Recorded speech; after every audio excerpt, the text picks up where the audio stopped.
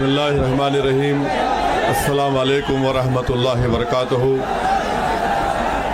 सदर मोहतरम all India Muslim personal हज़रत मौलाना खालिद सैफुल्लाह रहमानी साहब शहनशीन व तशरीफ़ फरमा, कौम और मिल्लत के तंजीमों के ज़िम्मेदारान, मेरे साथी अरकान पार्लिमान, दीगर सियासी पार्टी के ज़िम्मेदार, मोअज़्ज़िज़ हाज़रीन इकराम, बुज़ुर्गान कौम और मिल्लत,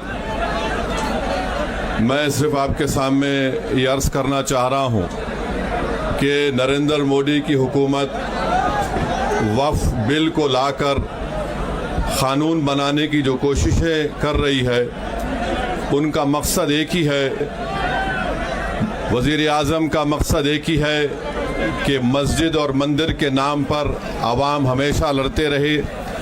और उस बिल का मकसद ये नहीं है कि वक्फ़ की जायदादों को मजबूत किया जाए। आप ख़ुद अंदाज़ा लगाइए कि हिंदू धर्म के एक बहुत बड़े ज्यूरिस्ट हैं, B.K. मुखर्जी की किताब में लिखा गया कि हिंदू धर्म में बाय कस्टम बाय यूसेज वो मंदिर की जायदाद बन सकती है।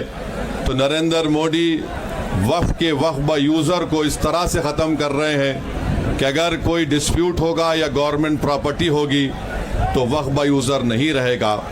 दिल्ली में 123 वक्फ़ की जायदादें हैं जिस पर मरकज़ी हुकूमत का कि ये गवर्नमेंट की प्रॉपर्टी है।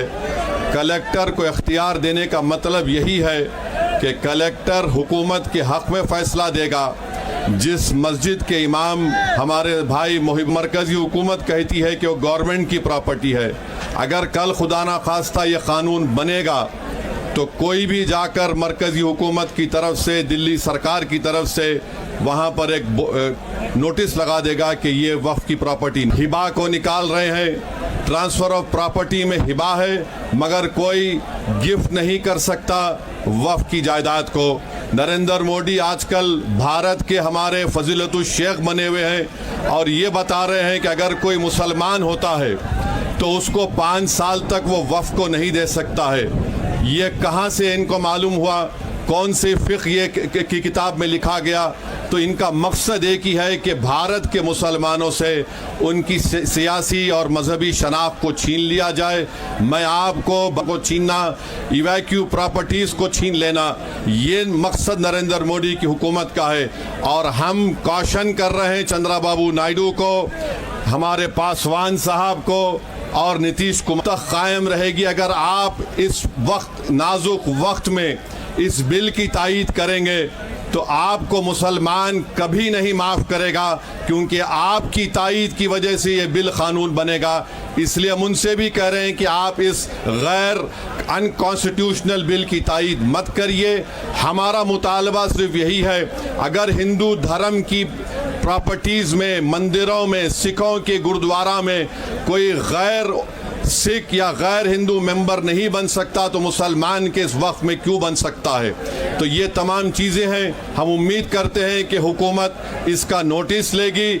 अगर नरेंद्र मोदी इस मुल्क के अमन को ख़राब करना चाहते हैं, वो मस्जिदों और मंदिरों के झगड़ों में जारी होगी।